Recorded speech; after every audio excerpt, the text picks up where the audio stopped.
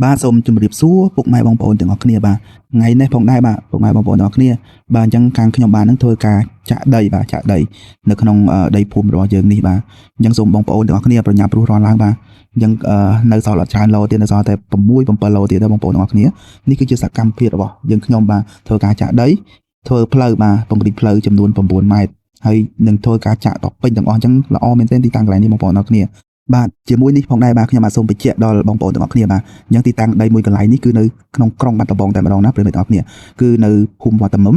ឃុំអូដបង1ស្រុកសង្កែខេត្តបាត់ដំបងបាទអញ្ចឹងចម្ងាយគឺនៅមិនឆ្ងាយទេបាទពីលោកតាដំបងកញ្ញុងបាទអញ្ចឹងចម្ងាយប្រហែលជា3គីឡូបាទអញ្ចឹងអត់ឆ្ងាយទេបើយើងជិះម៉ូតូជិះឡានត្រឹមតែ10នាទី15នាទីបាទហើយសូមបញ្ជាក់ផងដែរដីមួយកន្លែងនេះគឺសម្រាប់ធ្វើផ្ទះលំហែក៏ត្រូវបាទអញ្ចឹងសម្រាប់បងប្អូនបាទដែលនៅឆ្ងាយឬក៏អ្នកដែលធ្វើការនៅបាត់ដំបងសូមណែនាំកន្លែងមួយនេះពិតជាល្អមែនទែនហើយតម្លៃក៏អត់ថ្លៃទេបងប្អូនសូមបញ្ជាក់បាទអញ្ចឹងតម្លៃត្រឹមតែ